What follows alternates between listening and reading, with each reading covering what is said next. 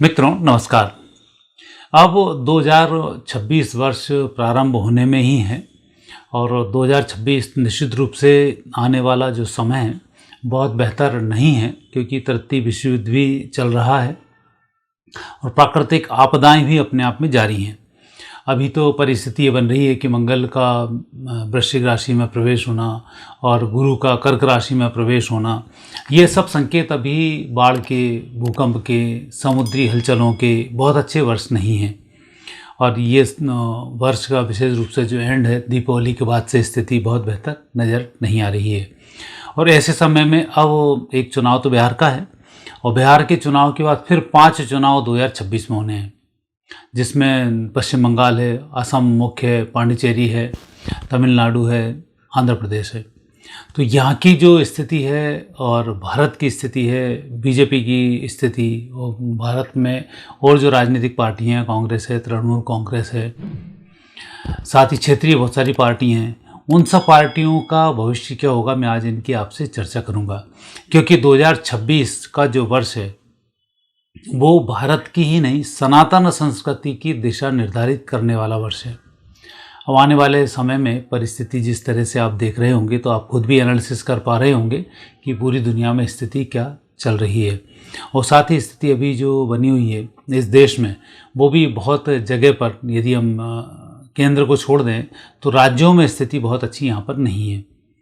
और अब आने वाले समय में इन सरकारों का क्या होने वाला है और वर्ष 2026 राजनीतिक रूप से कैसा रहने वाला है, इसकी मैं आपसे चर्चा करूंगा। तो सबसे पहले हम देखते हैं भारत की जो कुंडली है, उस कुंडली में भारत की स्थिति क्या कहती है।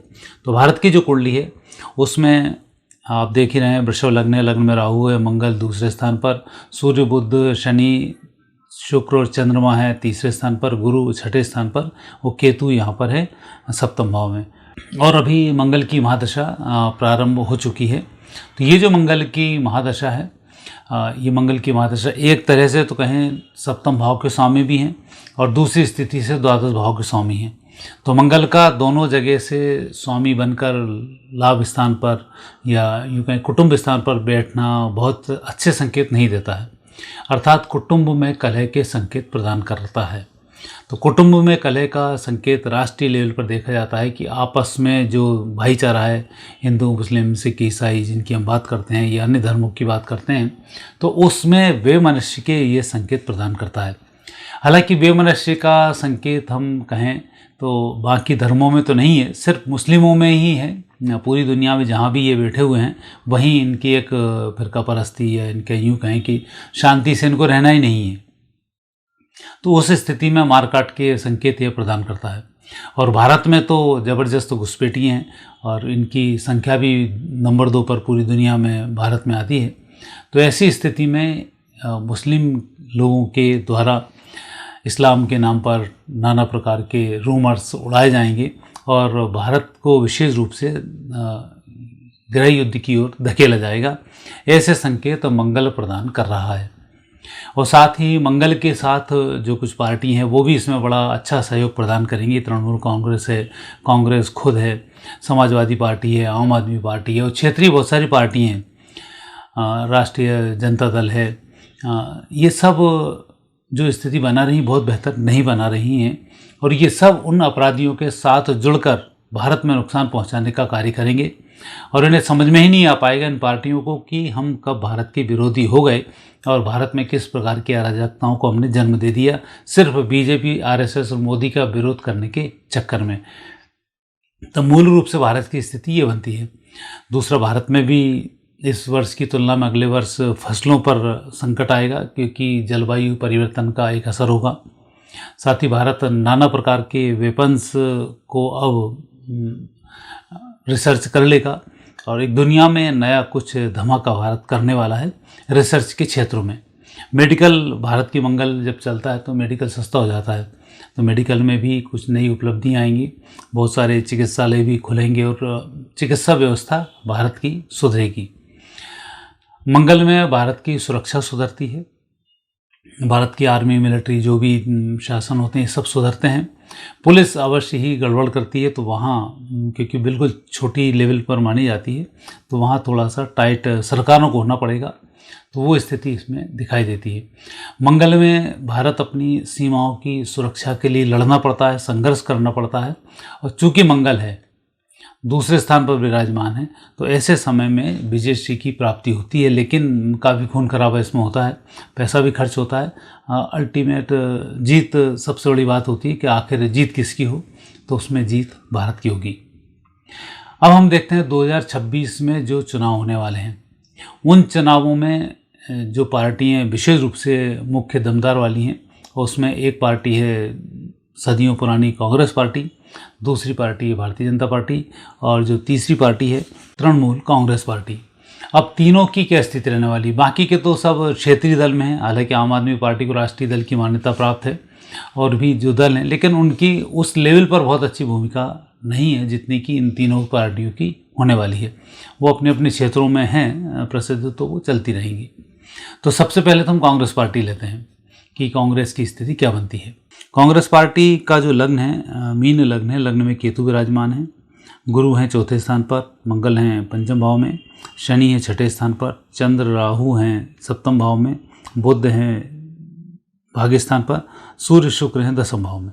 और मार्च 2025 से मार्च 2044 तक शनि की महादशा रहेगी, और मार्च 2025 से 9 मार्च 2028 तक शनि की महादशा में शनि की अंतर्दशा रहेगी।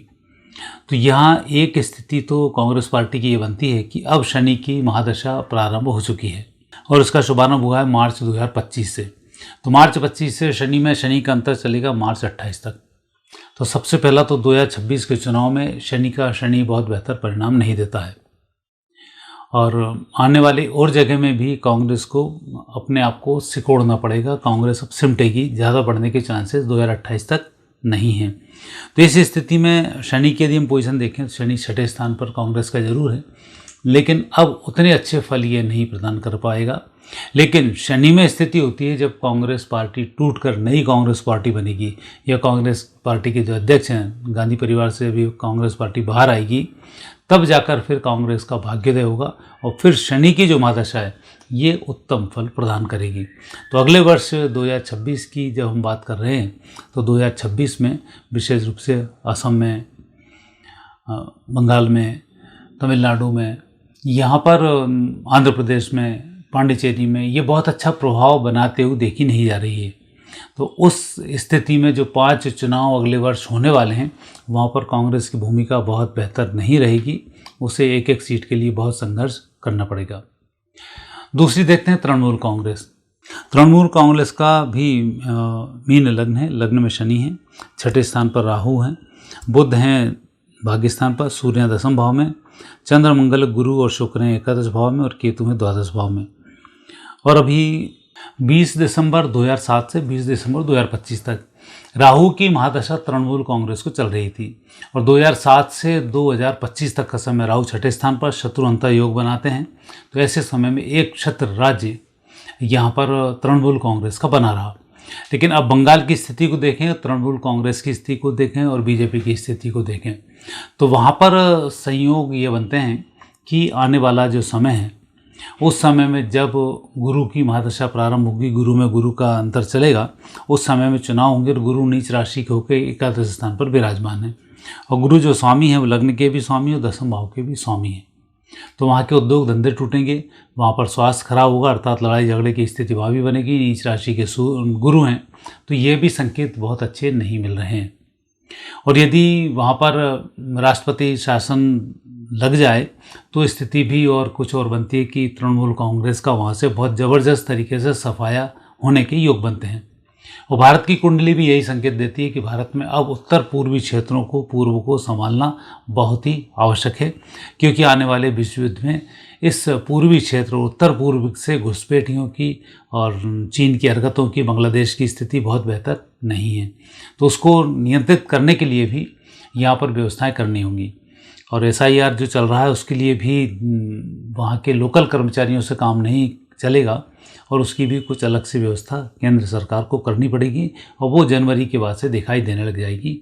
जैसे ही अभी बिहार चुनाव होंगे उसके बाद से स्थिति फिर कुछ और होगी। और विशेष रूप से 20 दिसंबर 25 के बाद जब गुरु की अंतर्दशा आएगी तब स्थिति कुछ और होगी। तो आने वाले समय में तृणमूल कांग्रेस और बीजेपी की फाइट ज़बरदस्त बंगाल में होने वाली है और वहाँ बीजेपी एक नए रूप से अच्छा परचम फहराने वाली है। कांग्रेस की वहाँ स्थिति बहुत बेहतर नहीं रहेगी और वहाँ जितनी भी कम्युनिस्ट पार्टी वगैरह हैं इनका भी बहुत अच्छा अब योगदान वहाँ पर नहीं रहेगा। तो आने वाले समय में यदि हम देखते हैं तो तृणमूल कांग्रेस का जो दबदबा अभी तक चल रहा था 2026 में उस दबदबे में 25% की कटौती आएगी। एक मजबूत विपक्ष के रूप में रहेगा और यह मजबूत विपक्ष के रूप में बीजेपी वहाँ पर रहेगी, जो स्थिति अभी बन रही है। चुनाव आने पर जब चुनाव की तारीख घोषित होंगी तब क्लियर स्थिति बनेगी कि वहाँ क्या होने वाला है। लेकिन आने वाले वर्ष में तृणमूल कांग्रेस को बंगाल में नुकसान होने वाला है, ये संकेत प्राप्त हो रहे हैं। यहाँ पर यदि अभी हम बात करें कम्युनिस्ट पार्टी की, तो कम्युनिस्ट पार्टी का अब लगभग राष्ट्रीय पार्टी भले ही हैं, लेकिन अब वो राष्ट्रीय पार्टी नहीं रही, सिर्फ कुछ इक्का दुक्का सीटें उसकी हैं, तो जो कोई बहुत ज़्यादा मायने नहीं रखती हैं। और विशेष रूप से कम्युनिज्म का जो ज़माना था वो 2019 के बाद समाप्त हो चुका है। अब तो कुछ आ जाएं देव योग से तो बस नाम भर जिंदा रहेगा। तो आने वाले समय में कम्युनिस्ट पार्टी का बहुत अच्छा भविष्य 2026 में भारत में बिल्कुल भी नहीं है। अब हम बाकी पार्टी में बात करते हैं आम आदमी पार्टी की बात। तो आम आदमी पार्टी के गृहयोग अभी बहुत अच्छे नहीं हैं जिससे कि वो राष्ट्रीय लेवल पर धमाका कर सकें और अभी स्थिति उनकी बहुत बेहतर नहीं होगी। पंजाब में अवश्य ही वो एक करिश्मा करके दिखा सकते हैं और पंजाब की जो स्थिति बनती है उसमें कांग्रेस पार्टी अब पंजाब की मजबूत पार्टी रहेगी। आम आदमी पार्टी को कांग्रेस पार्टी पंजाब में टक्कर देगी, तो ये स्थिति उनकी दिखाई देती है। तो आम आदमी का और कांग्रेस का अब टकराव सिर्फ पंजाब में बचा है। तो वहाँ जो स्थिति होगी फिर उनकी तारीखों के अनुसार उसमें बताऊंगा आगे क्या होगा। इसके साथ ही छोटी सी पार्टी और है जो समाजवादी पार्टी है। उत्तर प्रदेश की एक लीडिंग पार्टी है, अखिलेश यादव उनके नेता भी हैं और समाजवादी पार्टी अभी मुस्लिमों के साथ मिलकर और नाना प्रकार के जो भी कार्यकलाप करके अपनी साख को बचाए हुए है। तो ऐसी स्थिति में 2026 में इसमें बहुत ज़्यादा उम्मीद नहीं कर सकते कि समाजवादी पार्टी बहुत कुछ कर पाएगी, लेकिन ठीक है, जो स्थिति जैसी उसकी चल रही है वो स्थिति उसकी वैसी ही बनी रहेगी। अब देखते हैं बीजेपी पार्टी जो क्या गुल खिलाएगी, क्योंकि अभी सबसे बड़ी पार्टी के रूप में बीजेपी ही है और उस देश में अभी जो बीजेपी का जिस तरह से परचम वो बीजेपी और देश मिलकर जिस तरह से तरक्की कर रहे हैं, ये एक अनूठी मिसाल है कि किसी एक पार्टी के आने के बाद दुनिया में दबदबा बढ़ा भारत का तो वो बीजेपी है। कांग्रेस जब फुल फ्लैश थी, 400 सीटें भी 402 सीटें उनके पास थी, तब भी इतना बड़ा दबदबा वो नहीं बना पाए जितना कि अब हुआ है, क्योंकि उस समय भी किसी प्रधानमंत्री में दम नहीं थी कि अमेरिका के राष्ट्रपति का फ़ोन ना उठाए। लेकिन आज वो स्थिति कि अमेरिका के राष्ट्रपति को यदि कोई हुड़की दे पाता है तो वो भारत का प्रधानमंत्री है। आज पूरी दुनिया में यदि कहीं हमारे लोग फंस जाते हैं तो दूसरा देश उनको छोड़ने के लिए यहाँ तक आता है। और पहले ऐसा होता था कि यहाँ से जो लोग जाते थे उनको वापस लाने की स्थिति ही नहीं बनती थी, सरकार ही उनके नाम नहीं लेती थी। कश्मीर में स्थिति बहुत ख़राब हुआ करती थी, हिंदुओं में नरसंहार होता था पंडितों के नाम पर, वहाँ के हिंदू मारे जाते थे। हम अपने देश में ही सुरक्षित नहीं थे, जगह जगह बम्बार्डिंग होना, सारी स्थितियों का बनना, ये उस समय में कभी हुआ करता था। पर अब जो स्थिति बीजेपी के साथ इस देश का जो तालमेल बना, वो कदम ताल करते हुए जब देश बीजेपी के साथ आगे बढ़ा तो स्थिति और सुधरती चली गई। उसी हम पार्टी की बात करेंगे 2026 में ये पार्टी क्या गुल खिलाने वाली है, क्योंकि आने वाले 5 जो चुनाव हैं बड़े महत्वपूर्ण हैं और उन 5 चुनावों में बीजेपी की स्थिति अभी बहुत बेहतर नहीं है। तो यदि बीजेपी की कुंडली को देखते हैं तो बीजेपी की कुंडली में मिथुन लग्न है, तीसरे स्थान पर मंगल, गुरु, शनि और राहु विराजमान है, छठे स्थान पर चंद्रमा है, भाग्य स्थान पर बुध, केतु हैं, दसम भाव में सूर्य हैं, द्वादश भाव में शुक्र हैं। और अभी चंद्रमा की महादशा 2028 तक बीजेपी को चल रही है। अभी का ये जो समय है, ये समय बीजेपी के लिए बहुत अच्छा समय है। 18 से लेकर 28 तक बीजेपी का परचम बना रहेगा। और इन 5 राज्यों की हम चर्चा करें तो कर्नाटक राज्य तो पूर्ण रूप से कांग्रेस के हाथ से अब गया, पांडिचेरी भी इसमें पूर्ण रूप से गई, असम में भी स्थिति है कि यहाँ भी पूर्ण रूप से बीजेपी आने वाली है। पश्चिम बंगाल में बहुत ही नेक टू नेक फाइट रहेगी, लेकिन वहाँ पर बीजेपी अपना प्रभाव दर्शा देगी। और तमिलनाडु की जहाँ तक स्थिति बनती है तो यहाँ थोड़ा सा संघर्ष बीजेपी को करना पड़ेगा। तो इन 5 राज्यों में 3 राज्य तो बीजेपी के सॉलिड स्थिति में हैं, 2 राज्यों में है तो 2 में उसका संघर्ष है। और यदि हम बात करें बंगाल की तो वहाँ पर बीजेपी अपना कुछ कर्तव्य दिखा सकती है, लेकिन वो राष्ट्रपति शासन लगाने के बाद, क्योंकि वहाँ पर स्थिति इतनी बिगड़ चुकी है कि वहाँ वोट डालने वाला ये आरोप वोट चोरी का लगा रहे हैं, लेकिन ये जिस तरह से वोट जिस तरह से बंगाल में डलते हैं उसकी स्थिति की तो कोई चर्चा ही नहीं करता है। तो वो अराजकता का माहौल अब वहाँ पर समाप्त होने जा रहा है, क्योंकि अब देश की बाहरी सीमाएं तो सुरक्षित हो गई, अब आंतरिक सीमाओं को सुरक्षित करने का समय प्रारंभ हो चुका है और वो जनवरी 2026 से प्रारंभ हो जाएगा। और जैसे ही 26 से प्रारंभ होगा तब सबसे पहले घुसपैठियों का जो एरिया है वो नॉर्थ ईस्ट है, वहाँ पर सबसे पहले लगाम लगेगी। राष्ट्रपति शासन के वहाँ चांसेस बनते हैं और ऐसे समय में बीजेपी अपने परचम को लहराएगी। और बीजेपी की जो महादशा है, चंद्र की महादशा 2028 तक, ये लगातार तरक्की देगी। तो चंद्रमा के साथ जब मंगल की महादशा प्रारंभ होगी तब ये महादशा बड़ा मुख्य रूप से बीजेपी और भारत और दुनिया 3 जगह फिर काम करेगी, क्योंकि उस समय में वृश्चिक राशि है बीजेपी की, मंगल उसके स्वामी हैं, उनकी महादशा जब प्रारंभ होगी तब भारत की भी मंगल की महादशा चल रही होगी और ऐसे समय में विश्व में भारत का पराक्रम लगातार बढ़ता चला जाएगा। तो 2026 का जो चुनाव है उस चुनाव में बीजेपी अपने आप को आंतरिक रूप से मजबूत करने वाली है और अपनी स्थिति को मजबूत करते हुए देश को भी आगे बढ़ाने वाली है। तो अभी जो ये संकेत बीजेपी के मिल रहे हैं, ये संकेत अन्य पार्टियों की तुलना में काफ़ी अच्छे मिल रहे हैं और उसकी टक्कर पे अभी कोई पार्टी बहुत ज़्यादा ग्रह योग से नज़र नहीं आती है। क्योंकि अभी यदि हम कांग्रेस को देखें तो कांग्रेस का तो अभी शनि में शनि है तो बहुत अच्छा समय नहीं है, वैसे ही शनि स्लो रहता है। और दूसरा, कांग्रेस पार्टी में जो भी उनके पदाधिकारी हैं वो रहेंगे तब तक कांग्रेस पार्टी तरक्की नहीं करेगी, ये भी इसमें योग बनते हैं। और यदि हम शिवसेना की बात करें तो उद्धव शिवसेना अब थोड़ा सा कुछ करिश्मा करने की कंडीशन में आने वाले समय में रहेगी, क्योंकि वहाँ पर अन्य पार्टी जैसे कांग्रेस है इनका भी अब सफाया महाराष्ट्र में होगा तो वो स्थिति बहुत अच्छी नहीं हो पाई। तो इस तरह से शिवसेना की स्थिति में कुछ सुधार के संकेत यहाँ पर मिल रहे हैं। और छोटी छोटी यदि पार्टियों की हम बात करें तो जनता दल नीतीश कुमार जी की पार्टी जो क्षेत्रीय पार्टी है ये अपना क्षेत्रीय बरकरार रखेगी। चिराग पासवान की पार्टी लोक जनशक्ति पार्टी ये अपने आप को बढ़ाएगी। समाजवादी पार्टी की जो स्थिति बनती है वो अपने क्षेत्र में अच्छी बनती है।